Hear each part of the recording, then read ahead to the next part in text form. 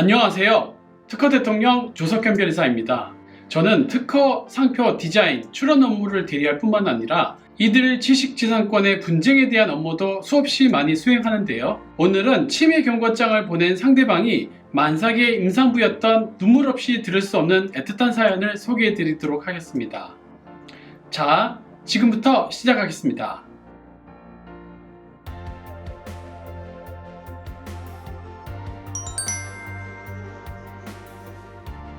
여러분들 중에 상표 침해 경고장을 보내셨거나 상표 침해 경고장을 받아보신 분이 있으신가요? 사업을 계획하시거나 사업을 실제로 진행하시는 분들은 상표라는 것을 매개로 하여 상품이나 서비스를 고객에게 제공하게 되는데요. 상표권자이시든 상표권자가 아니시든 상표 경고장을 받아보시는 일이 막 흔한 것은 아니지만 그렇다고 그렇게 드문 것도 아닙니다. 다시 말씀드려서 상표 관련 상담을 주시는 분들 중에서는 아주 심심찮게 직접 혹은 간접적으로 상표권의 분쟁을 경험해 보신 분들이 상당히 많았습니다. 당연히 이러한 분쟁을 직업적으로 직접 다루는 분쟁의 중심에 서 있는 저로서는 당연히 한 주가 멀다 하고 상표권 침해금지 청구의 내용증명 우편을 보내기에 바쁘다고 보시면 됩니다.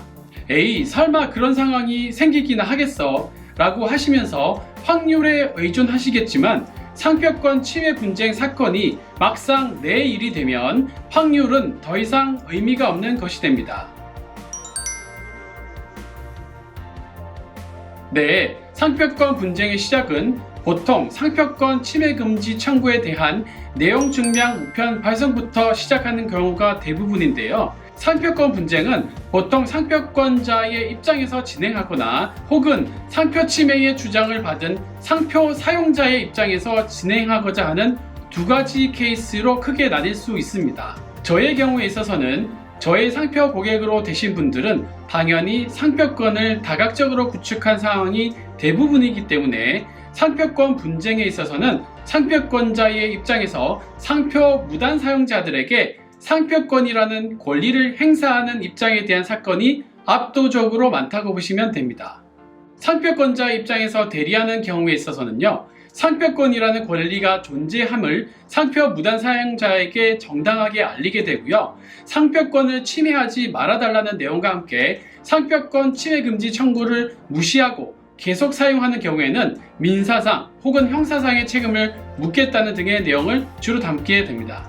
여기서 더 나아가 상표권 권리범위 확인 심판이라거나 취소 심판 혹은 무효 심판 등도 넓은 범위에서 분쟁의 한 영역으로 보기도 하는데요. 이 부분은 나중에 또 다른 영상에서 다뤄보도록 하겠습니다. 네, 침해 경고장을 받으신 분들에 대한 반응은 사실 천차만별일 수 있습니다.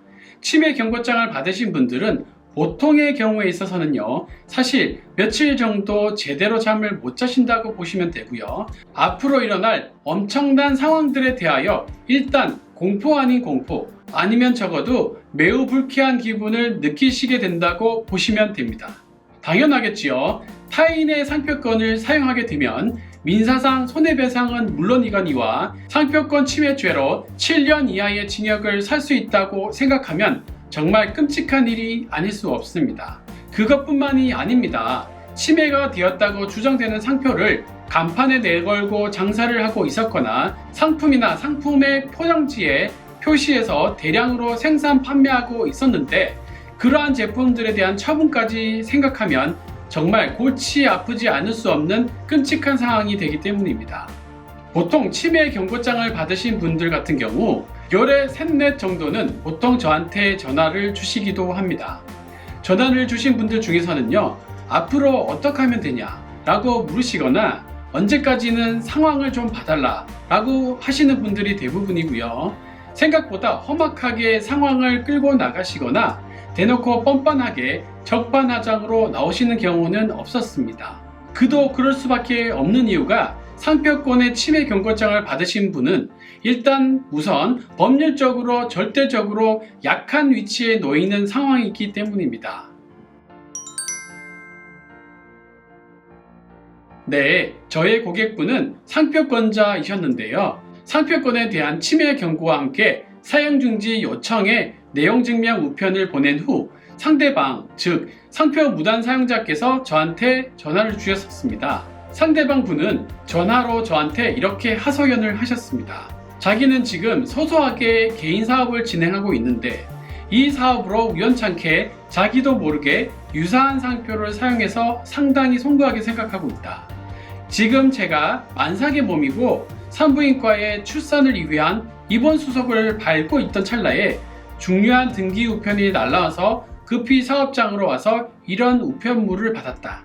내용에서 언제까지 조치를 취해달라고 기한을 주셨었는데 제가 지금 출산하고 말씀 주신 기한까지 조치하기에는 저희 상황이 지금 여의치가 않으니 조금만 더 시간을 주셨으면 한다 였습니다. 저는 저희 상표 고객의 권리를 보호하고 상표 고객의 이익을 위하여 최선을 다하는 대리인인 것은 맞습니다만 지금과 같은 상황에서는 저도 상대방의 특수한 상황을 저희 상표 고객에게 설명하고 양해를 한번 구하지 않을 수가 없는 상황이었습니다. 저희 상표 고객 역시 상대방 무단 사용자의 적극적인 협조의 노력에 대한 다짐과 특수한 상황이라는 점을 널리 이해해 주셔서 정말 도의적으로 원만히 잘 해결된 상황이 저한테는 가장 기억에 남는 사건 중에 하나입니다. 네, 사업을 계획 중이시거나 사업 중이신 여러분들이라면 당연히 상표의 분쟁이라는 것이 아예 발생되지 않는 것이 가장 중요하겠지요. 만약 상표를 경고하는 상표권자의 입장이나 상표의 경고를 받는 입장 중 어느 하나를 선택할 수 있다면 여러분들은 어떤 쪽의 입장이 되고 싶으신가요? 네, 당연히 상표권자의 입장이 되시는 것이 가장 중요하겠지요. 맞습니다. 이러한 상황에 놓이지 않으시려면 당연히 여러분들이 하시는 사업을 표방하는 문구나 로고를 상표로 잘 등록시켜 두어야 하고요. 그래야만 반드시 다른 상표권자들로부터 이러한 공격을 받지 않는다고 보시면 됩니다. 적극적인 상표권의 확보야말로 상표권 분쟁을 미연에 방지하는 최선의 백신이 될 뿐만 아니라 우리 브랜드를 지킬 수 있는 유일한 무기가 되는 것입니다. 여러분들 중에 분쟁 예방을 위한 상표권의 설계가 필요하시거나 우리 상표에 무단 사용자가 있어서 상표권 침해 금지 청구를 하고 싶으시거나 상표권 침해 금지 청구의 내용 증명 우편을 받으신 분이 있으시다면 아래의 이메일이나 연락처로 연락 주시면 친절하게 안내해 드리도록 하겠습니다. 상표는 사업의 시작과 끝이라고 해도 과언이 아닙니다. 좋은 상표 잘 선택하시고 등록도 잘 하셔서 하시는 사업이 이길번창하시기를 기원드리겠습니다. 자, 지금까지 특허 대통령 조석현 변호사였습니다. 고맙습니다.